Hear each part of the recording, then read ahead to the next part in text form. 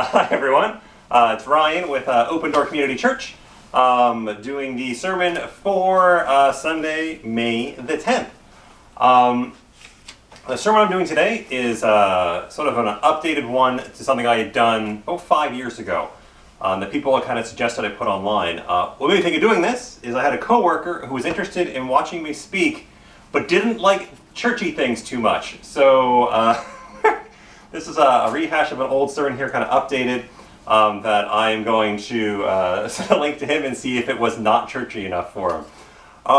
So the title of today's sermon is, So You Think You're So Smart. I think a good place to start with that is a little bit of, are you smarter than a fifth grader? So get your thinking hats on. We're going to do a little bit of trivia, just to see how smart you think you really are.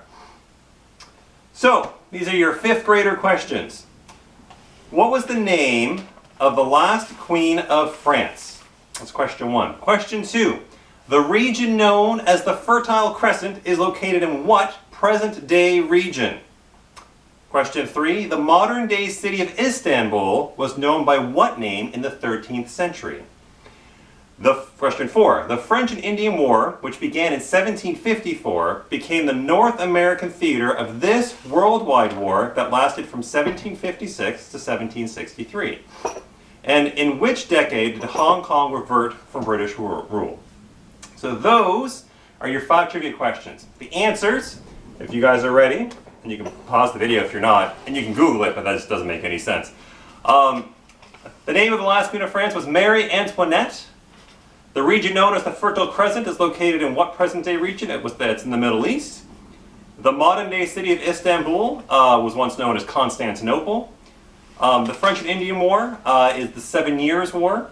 And Hong Kong reverted back to British rule in 1997, or in the decade of the 90s. So you might be thinking, you know what? We as people are pretty smart. Look, we can answer trivia questions. We all go to trivia. We can usually answer a couple of them. We're better at some things than others. I am deplorable at music trivia. It's impressively bad. We played trivia online with our neighbors during this whole COVID thing, and we had one trivia night where I actually knew 2 of the music trivia questions, and I thought I was on top of the world. But you have to think of all the things that person kind has sort of accomplished. You look back and you go, me, I'm pretty smart. I know a couple of things. But think of all the things that we've accomplished as a society over the years. You have the 300 BC, we talk about the Romans. The Roman aqueducts, the Roman roads, the Roman highways, kind of, this pinnacle of civilization at the time. We have inventions like gunpowder, which comes from China to Europe from 900 AD to the 1300s. 1440, the printing press, Gutenberg's printing press, revolutionizes kind of getting information from point A to point B, learning and education. 1886, the car is invented by Carl Benz in Germany, which obviously is a big invention if you're used to traveling. The 1890s, bacteriology receives notoriety via Louis Pasteur. Big fan of this one. It concerns me whenever you watch, kind of old movies and things like that. The 1600s, 1500s, and they're talking about how you see the doctor sewing the person up and he's covered in like 10 people's blood and his hand is dirty and you're like, the germs! Don't you know about the germs? No, they didn't. For a really long time, they didn't. And when people suggested germs, they thought they were crazy. But by the 1890s, people start buying into the idea of germs and, vaccines and those sorts of things. 1903, the Wright brothers fly Kitty Hawk. We invent flight, the ability to fly, which seems so mundane today. But think about, all the years that mankind looked up at the birds and were like, that's kind of cool. 1940s, the Manhattan Project, nuclear fission, which of course leads to the bomb, but also leads to things like nuclear power, all these advancements. 1981, IBM produces the personal computer. Now there's a whole history of computers, but I kind of thought about the personal computer as kind of the beginning of a whole different renaissance in technology. From the home-based computers, to the internet, to cell phones and tablets and laptops. It all starts when computers kind of enter the home. And you think, man, not only are we as people pretty smart, but we as a civilization have accomplished so much technologically that we're so far advanced compared to the generations that came before us. You know, you talk to your grandparents, and your grandparents have a time when they remember, going to the, going out to an outhouse to use going out to the washroom, where traveling was hopping on a boat and going across the sea. That we've really advanced so much since then. But it reminds me of a quote from a movie that I liked growing up, which is, "A person is smart, but people are dumb, panicky, dangerous animals, and you know it." 1,500 years ago, everybody knew the Earth was the center of the universe. 500 years ago, everyone knew the Earth was flat. And 15 minutes ago, you knew that humans were alone on this planet. Imagine what you'll know tomorrow. Sort of your last trivia question. Give you a second to ponder that quote. It is from Agent K in Men in Black. The person is smart, but people are stupid and panicky. And then even all the things we know, that we think we know, have changed over the years. That we're not necessarily as advanced or sophisticated or as enlightened as we like to think we are sometimes. And I remember one day, probably about 5 years ago, that I had a very strange realization, which led me to something very odd, which is that I realized that I'm kind of just like my dog. So in 2015, my wife and I, after having lost our previous dog, thought that it was time to get a new dog. And we got Bubbles. Bubbles is the name she came with. Bubbles was a trap. When we adopted Bubbles, she had just been fixed. Very calm, very timid, very relaxed. And that was not her at all. She's a Jack Russell Beagle mix, and she's slightly insane. But what I realized is that all the frustrations and things that Bubbles was causing me at the time must be how God feels looking at us. Kind of going, listen, it's not that complicated. Why don't you just do X? Or why don't you just do Y? And how I felt about the dog is how God feels about me sometimes. Or how my wife feels about me sometimes. Neither of us always listen. Proverbs 19:20. Proverbs is a book in the Old Testament written by King Solomon, who when God asked him what he wanted, he asked for wisdom. God was super impressed by that. Important note, when God asks you what you want, ask for wisdom. It works out really well most of the time. Proverbs 19:20. Listen to advice and accept discipline. And at the end, you will be counted among the wise.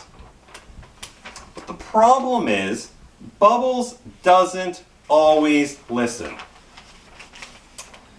So when we got Bubbles, we had a very simple thing we needed to accomplish, which is we needed her not to try to run and escape from the house. We live on a very busy street, and Bubbles trying to escape was a terrible idea for everyone. And it took forever for her to catch on to the fact that we can't have you just running out of the house and gallivanting around the neighborhood. All right, stay. The problem was that Bubbles was a year old by the time we got her, and the reason how we got her is because she had been through 3 different homes before we got to her. So basically the issue what people had with her is they couldn't seem to train her to do anything. One family had small children, and they couldn't balance her and the small children. Another family had Bubbles and a cat, and they couldn't get Bubbles to go along with the cat, but somehow Bubbles is near a year old, didn't know sit or stay or come or any of those things. And we just needed her not to run out the front door. Bubbles, stay. Doesn't care. Runs out the front door. You throw her back behind. She runs out the front door. You throw her back behind, and I'm just tossing my dog back. I was like, stay! Just stay! And she didn't get it. She just didn't listen. Or she'd get it, you'd practice, you'd think you'd have it figured out, and then you'd open the door, gone. I don't understand. We went through this yesterday and the day before. Why today have you forgotten again? She just didn't get it. She just didn't listen. Well, around the same time, my wife and I were out gardening. And we were trying to get a tree stump up. And of course, I don't own tree stump removal tools. That's like not things that I have. There are those men who own lots of tools and are very handy with them. Then there's me. I'm very good with computers, but no, I don't have a whole lot of tools. And the only thing we had that I could think of to use to get this stump out of the ground was a pickaxe. And not like the classiest pickaxe. When we bought our house, we found a pickaxe in the basement. Like, this pickaxe was like 40 years old, rusty old pickaxe. And I was like, we will use that to take out the tree stump. So I'm out there hacking at this tree stump. And my wife looks at me and goes, Ryan, you can't take a tree stump out with a pickaxe. That is just not going to work. That is like the wrong tool for this job. But I got stubborn and stupid, didn't listen. And I was out there for probably about 45 minutes hacking at this stump with a pickaxe. And I could slowly feel pain shooting up through my neck. But I don't care, I'm gonna get that pickaxe out. 45 minutes later, I'm in the house and I'm on the ground writhing in agony. I don't quite know what I did to myself, but it felt like if I could just stick a knife in my neck and cut some of that muscle out, I'd feel so much better. And my wife comes down and she tries to figure out what to do for me, because apparently me yelling and writhing on the ground wasn't very helpful. But eventually we got it under control. But all just because we wouldn't listen. I got stubborn. I got stubborn and I wanted to get it done. And for anyone who has a dog, dogs can be a little stubborn sometimes. And you go, oh, why won't you just listen? Just do what I tell you to do. I'm trying to help you out. I'm trying to make things better for you. I'm trying to protect you. Think of all the times that someone gives you good advice, gives you a good suggestion, kind of gives you this wisdom that you should be using, that you just don't. And you look back at it after and go, oh man, I totally should have listened to so-and-so. But you don't, and neither was she. We don't always remember. Going back to Proverbs again, King Solomon writes, my son, do not forget my teaching, but keep my commands in your heart, for they will prolong your life many years and bring you peace and prosperity. Sometimes it's not about listening. Sometimes it's about remembering and applying the things that you should know. So in our backyard, we have a garden. My wife would say that garden is a strong term for what we have. We have a lot of shade in our backyard. Our garden is hostas and some sort of long, tall flower thing. I never know what they're called. I call them brown-eyed Susans. My wife says they're not brown-eyed Susans, and I just don't know what they are. Our backyard, that's all we can grow back there. But we don't want the dog running through it. She's covered in mud and dirt and bugs, and it's just unpleasant. We got a little tiny wall there. And we try to teach her not to go into the garden. And, after an hour or two, she kind of gets it. She goes and she'll stand on the wall, but she won't go in. And you're like, aha, she's figured it out. She won't go into the garden. The next day, back into the garden. Sees a cat, back into the garden. Sees a bird, back into the garden. Sees nothing, back into the garden. There are some things that we have trained Bubbles out of and some things that we haven't. She still goes in to the garden. We have not solved this problem. She just doesn't remember. She can't apply it. It sticks for a little bit and then it's gone. She just doesn't remember. That's sort of me and saying no. Many times in my life, I have taken on more than I can chew. I don't tend to say no to things.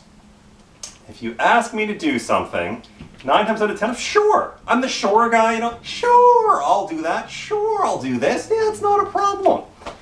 And then the next thing you know, I'm a little overworked. I might be a little bitter. I might be a little annoyed. It's like, I can't do all this stuff. I don't want to be doing all these things.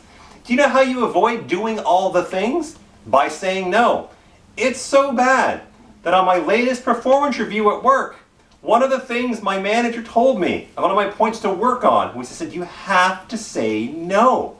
You have to set boundaries. It has gotten so bad that my boss at work was telling me that that's what you have to work on. You have to say no sometimes. You have to set boundaries. You have to set reasonable expectations.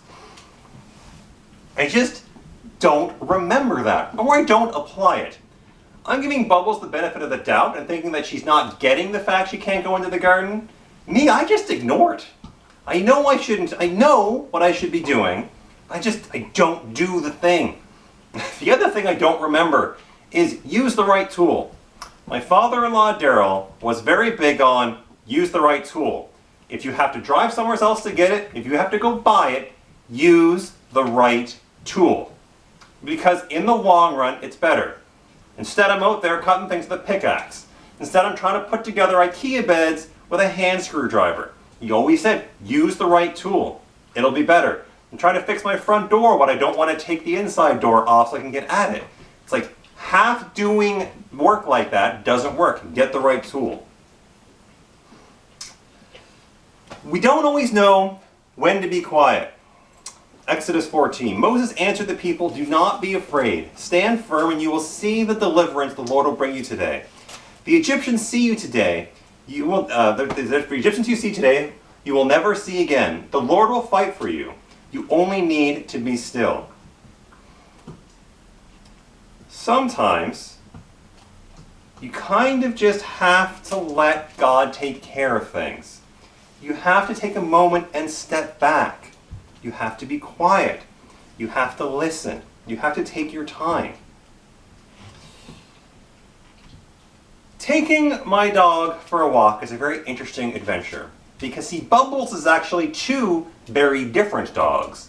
She's sort of like Dr. Jekyll and Mr. Hyde. I take Bubbles to an off-leash dog park. It's all fenced in. She's fine. There's dogs there. There's people there. She doesn't care. Not a problem. She goes, she might smell a couple of dogs, she might look at the people, but she doesn't really care. She's doing her own thing, she's running, she's smelling, she's jumping, whatever.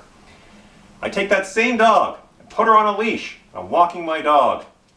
And 1 kilometer away down the road is another dog. And all Bubbles needs in her entire life is to get to that dog. It is the end of the world that that dog exists. She must get to it. And as the dog gets closer, she has to go smell it. She has to go smell it. She has to go smell it. She's whining. She just wants to get at the dog. She can't just be patient. She can't just wait. And the dog eventually gets to us, and she smells it for 5 seconds, and it's like, I'm good. Dude, it's like, what the heck? If you had just waited, it would work. It would take care of itself. She can't. She just can't be quiet. She can't be patient. She can't just let things come. She can't just let things happen. She doesn't know when to be quiet. And she doesn't know how to react. I don't always know when to be quiet. And I don't always know how to react properly. I often describe stress as that people can only take so much stress until that weird thing throws them over the edge. You ever look back at your relationship and you're like, that was a weird argument, where did that come from? Why am I arguing over dishes and things like that? And usually you look at it, and really it comes back to something entirely different. So, if you're probably feeling overwhelmed and rage cleaning. Alright, you probably noticed a weird little slice there, my battery died. But I get frustrated, and I get worked up, and for some reason the only thing I can think to do to control the situation is to clean. But like angry cleaning, it's kind of hard to describe. It's loud, involves lots of grunting and muttering, and not so much cleaning as just shoving things places. Like I just need to straighten. If I can just straighten, if I can just control one aspect of my life, I'll feel so much better. Bubbles trying to get to that dog. If I can just do that one thing, it'll all be okay. We just want to be in control. Why does Bubbles act differently on leash versus off leash? Well, because she can't do what she wants when she's on leash. And for me, when I'm trying to gain control, it's like, well, you grab that one thing you can do and you angrily get at it. Sometimes we get too excited. Back to Proverbs again. The plans of the diligent lead to profit, as surely as haste leads to poverty. Bubbles is a hasty dog. It's a Jack Russell Beagle mix. She sometimes does things without any forethought. One of the examples is we were down visiting my mother-in-law, Lynn, and Bubbles probably saw a bird, as it's always a bird, and she needed to get outside. She needed to get outside now. She ran to get outside, runs into the screen door, knocks the screen door out of the framing, onto my mother-in-law, and keeps going. This same event has happened other times. She has torn through the screen door, much more impressive. Our screen door is newer, it's tougher, but she just ramped right into it. She doesn't think and stop and slowly react and slowly go do things. It's got to get done, and she just goes. She doesn't take the time. She won't slow down. That's me with a lot of things. I don't always take my time, take breaks, reevaluate. So for example, if I have to mow the lawn, and maybe I'm going to mow my lawn and help mow my neighbor's lawn because she's older, I don't stop. I start mowing and I will mow until I die. If I'm playing sports, I don't stop. I keep going until I've sprained something, most likely. If you give me a computer problem, it's very possible that I won't let that go. To the point that my wife doesn't like telling me things aren't right on the computer because it could be several hours until I feel like I've done it. I just dive in, head first. I don't think it through, I don't stop and take reflection, I don't pause. And instead I just get frustrated or I'll hurt myself because I won't just take the time to slow down and think and act. I just dive in. Sometimes we get too emotional. Exodus 41:13, "For I am the Lord your God who takes hold of your right hand and says to you, 'Do not fear, I will help you.'"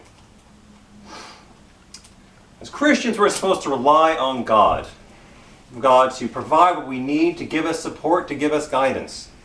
As human beings, I want to solve all the problems on my own. I get worked up, I get frustrated, I get angry, I get scared. I can't just let God do his thing. I get too emotional. My emotions overrun my judgment. We're not Vulcans. But if you ever want to see debates about that, you just watch any of the old original Star Treks, and Vulcans are always super annoyed with humans and being emotional. Well, Bubbles, when we first got her, had a very interesting problem. When she got emotional, she'd pee. So, we would come home, and she'd be excited that we were home, and she'd pee. And then we'd get mad that she peed. So then she'd pee. It was interesting. So, and then she felt bad that she peed. So then she'd lie down in the pee. One of the things I left out about the story of trying to train my dog not to go out the front door is I would get a little emotional. So Bubbles would be, "Bubbles, stay." And she'd run. And I'd throw her back. And then she'd be like, "Oh, he's angry. But I'm committed at this point." So she'd pee a little bit. But then she'd run forward still. I'd say, "Bubbles, stay." I'd throw her back. Now she's peeing because she knows I'm angry. And then she runs, I throw her back. Then she knows I'm in, she lies in it. So now my dog has peed twice and is rolling around in her old urine. Because she's emotional, and she's emotional because I got emotional. We don't always react and respond with logic. My dog doesn't, and I don't. I have a very strange problem in my head, which is when I think I have to get somewhere on time, I get angry and worked up if we're running late. It's not consistent. Sometimes it doesn't bother me, and sometimes I want to murder people. I just get emotional. I don't know why. No, we're supposed to be there at 10:30. Well, yeah, but I mean, it always starts, we have to get there at 10:30. We have to get there. I'm going to be annoyed and frustrated if we don't get there on time. I'm going to get to the movie on time. I'm going to get to the airport 2 hours early. I get in my head that I've got to do those things. I get emotional about it. I get frustrated. When emotion very seldom doesn't help anything. And really the goal is you just want to be improving, right? I mean, if you get frustrated and angry about things, you just want to improve. Bubbles, thankfully, has not had an accident in the house in a long time now. And when she does, it's very sporadic. She's improved. One of the times that my emotions really messed me up is a couple of years ago. I spent a large portion of November and December being super ornery. Couldn't figure out why. I was miserable. And it wasn't until I realized that it was the change in seasons and the shortened days and how dark it got so early that I realized that it was my emotions. I was actually being affected by, they call it like seasonal affective disorder, and I'm not diagnosed with anything. All I know is, like a lot of people, I get super curmudgeon-y when it's dark. At like 5, it's super annoying. It makes me cranky. My emotions got the best of me. And once I understood why I felt that way, and tried to implement changes in my day-to-day, my structure, in order to combat that my emotions just ruled me. We can't always walk a straight path. Proverbs 4:25-27. Let your eyes look straight ahead of you. Fix your gaze directly before you. Give careful thought to the paths for your feet, and be steadfast in all your ways. Do not turn to the right or the left. Keep your foot from evil. As Christians, we often talk about the path that God wants us to walk. It's the journey we're supposed to take. It's the course for our life. And we just don't always follow it. And after having Bubbles for a couple of years, she had improved a lot. Now, it's funny. People who know Bubbles from when we first got her to how she is now thinks that she's really improved.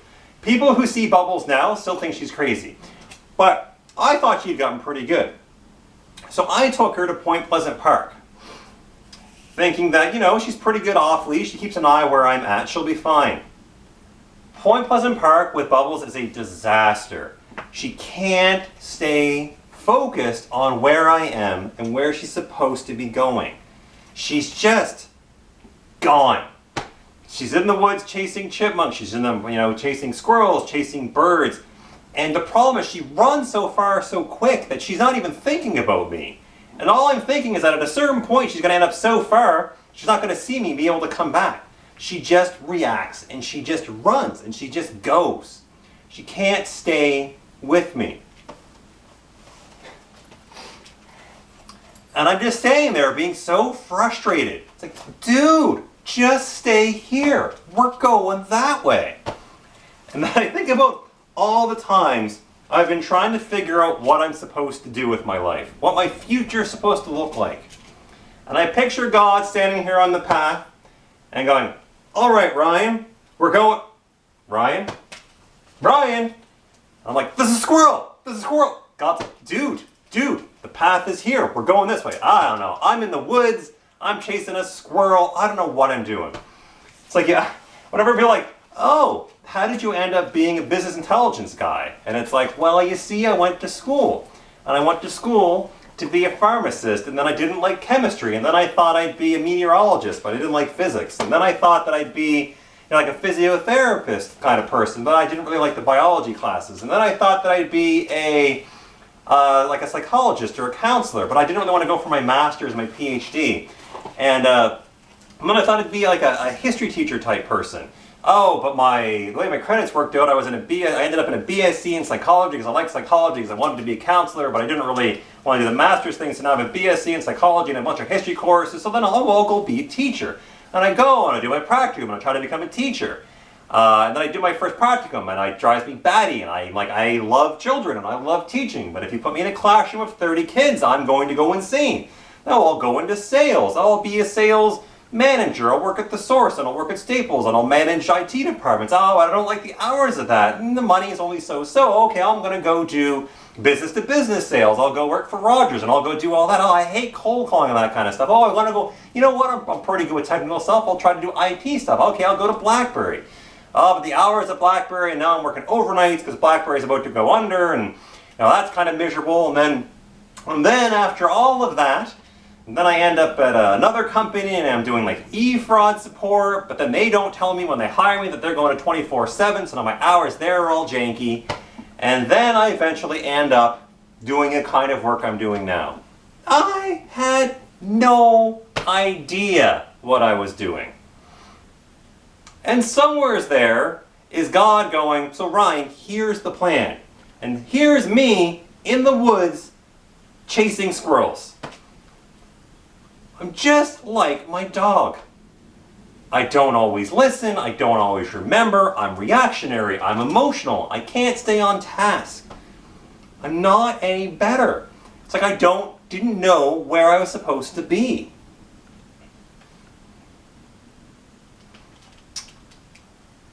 And lastly, we pull instead of being led. John 5:30. By myself I can do nothing. I judge only as I hear, and my judgment is just, for I seek not to please myself, but him who sent me. I'm only a man, and I'm trying to lead my life as best I can. But I have to realize that I don't have all the answers. I don't always know what I'm supposed to do. And I've got to let God lead me to where I'm supposed to be.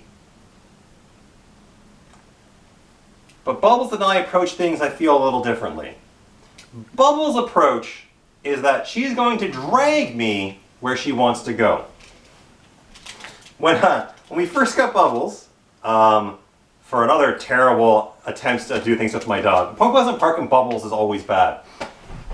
We'd just gotten her, and Jenna's family's in town, and we're going to Shakespeare by the Sea at Point Pleasant Park. There were so many terrible aspects to that plan. So we go, and I got her collar on her, and we go and try to watch Shakespeare by the Sea. Well, my dog can't sit and watch or do that at all. She's spastic. My dog is not the go to the parade and watch the parade dog.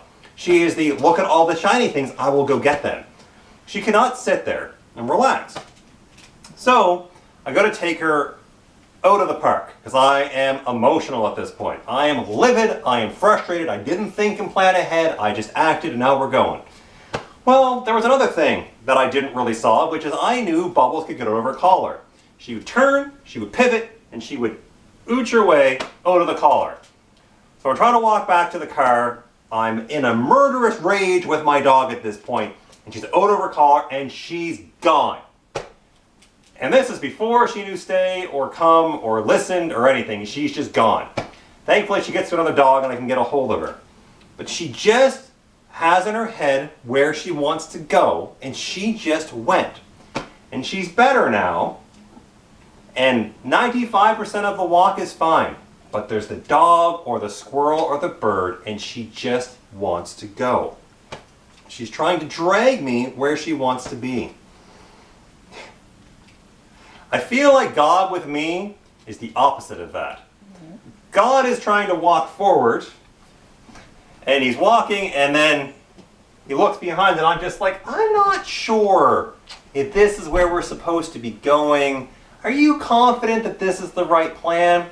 Where Bubbles is oftentimes like, I want to go here, I want to go here, I want to go here. I'm more so like, hey, I'm busy being here, overthinking everything. If you could just chill out, I really want to just think this through. You know, anytime I have a big life decision, I am never confident in what I'm supposed to do, ever. And sure, you know, I could let go and let God and figure that he has a plan for me and that he'll guide me. But instead, I'd rather just sit there and not do anything. It's like Jenna and I are dating for years. I don't want to be with her for the rest of my life. I'm horrified to get engaged and get married. And we're married. Everything's fine. Well, now we should buy a house. Well, I can't buy a house. I don't have a career yet. You know, maybe we're not financially secure enough. Maybe we shouldn't buy a house. And we buy the house, and the house is fine. And I'm always like that. Jobs, careers, these big life decisions. I feel like God is like, we're going that way. Can you just, dude, like, this is the place we're going. But I can't let it be. And all these examples are just me being a regular person. When we think about these, we don't always listen. We don't listen to others. We don't listen to our elders. We don't listen to people who give us advice. We try to do our own thing because we're stubborn. All the things we've accomplished, all the things we know, we all know people, and if we're honest, those people are ourselves, who are stubborn. We don't listen. We don't listen to advice and accept discipline. We don't always remember. How many times you're like, oh, I knew I was supposed to do that. You want to have a fun game? Ask me to go somewhere and do 2 things. I can't do it. I'll forget one. If you send me to the basement and I'm supposed to do laundry and bring something back, the thing will never come back. I don't remember. Let alone have the right tool. I don't always remember. And Bubbles definitely does not always remember. Don't know when to be quiet. Get worked up, we get loud, we bark, we get frustrated. Okay, I don't bark. I don't think I bark. Jenna's there nodding like I do bark. But we get worked up, we get frustrated, we get angry. We want to be in control, we want to do our own thing. We want to make that thing happen. We get too excited. We don't stop and take our time and think things through sometimes. Which is funny because for the big life choices, I'm like way overthinking it. But for a lot of things, I'm like, nope, this is what we're doing it now, and we're doing this until we get it done. I can't take a break from it, I can't stop. Bubbles running into screen doors. I'm doing the same thing. I actually have walked into a screen door. It's surprising every time it happens. And back to it, getting too emotional. I mean, it's just such an easy thing to do. And the emotions often come because we don't feel like we know what to do, we don't feel like we're in control, we feel like things are spiraling out of control. And the ways we react are sometimes the worst. I mean, Bubbles wouldn't have been nearly so frustrating if her emotional response wasn't to pee. That is not helpful.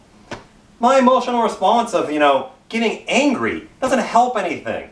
No, at no point does getting angry tend to solve problems. I mean, maybe if I was like a UFC fighter or something, if it was D&D and I'm a barbarian and you go into rage, that would be helpful. But usually anger doesn't solve anything. Can't walk in a straight path. We just go off sometimes. We meander.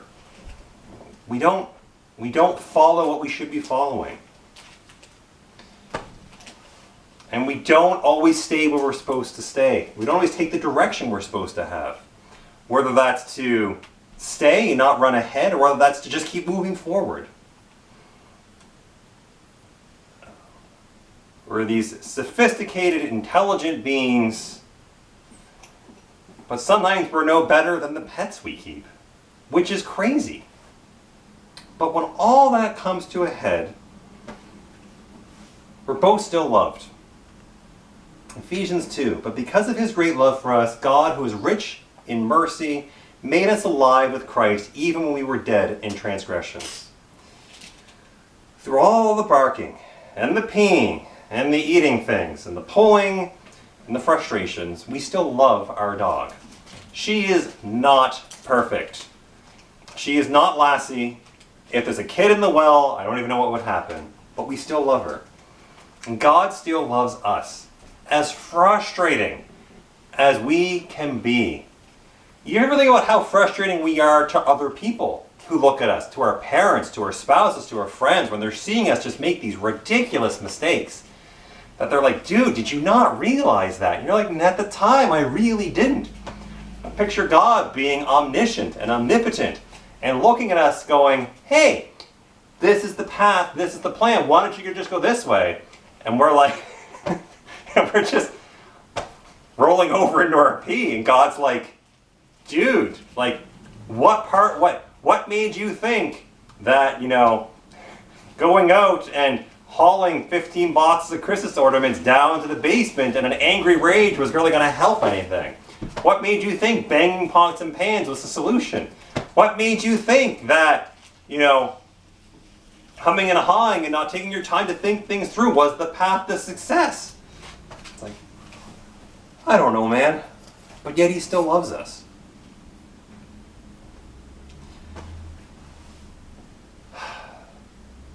The reality is that sometimes we just have to take the time to reflect on our failure points and our weaknesses, the things that we aren't good at, the things that we struggle with. And the first step is just identifying them. Identifying the things where we do fail, where we don't do the right thing, where we need to improve. Because we all have some. Nobody's perfect. And sometimes your dog can be a reminder of that. Just as she's not perfect, either are we. But through all that, God still loves us. And even though I think that if you just listen to me more, we'd be in a better spot sometimes, that if I would just take the time to pray and be quiet and seek God's wisdom and seek God's guidance, that my life could be a little bit easier. Nowhere does God be like, you should get angry. It's like, the fruit of the spirits of love and joy and peace and patience and kindness and goodness, gentleness and self-control. Those are what God wants me to do, and if I apply those things to my life, I'd be in a better spot, but oftentimes I don't. And the annoyance and frustration I have with my dog is sometimes probably the annoyance and frustration that God has with me. But I'm lucky, because He still loves me. Let's pray. Dear Lord, we thank You for this day, Father. We thank You for all the things that You bless us with, God. And I just pray that You just help us to seek Your will and Your guidance, Father. And You help us to be introspective about the places that we struggle, the things that we need to improve in, Lord, whether it's remembering, Father, whether it's keeping control of our emotions, whether it's being slow and thoughtful and deliberate in our actions, whether it's following Your plan and seeking You first in Your guidance, Father. Just help us to realize that we are still flawed people that need Your help and Your direction. In Jesus' name, amen. Well, thank you very much for watching that. It's probably way too long, and I really do apologize. But it sometimes happens. If you, I want to do that thing that all YouTubers do that I haven't done yet. My wife keeps saying I should do it. There's a YouTuber I follow, Steve Dangle, does a bunch of hockey and Leaf stuff. And I always said, if you liked the video, click like. And if you really like the video, you should subscribe. But otherwise, just tell all your friends that you watched a guy compare himself to his dog for like 40 minutes.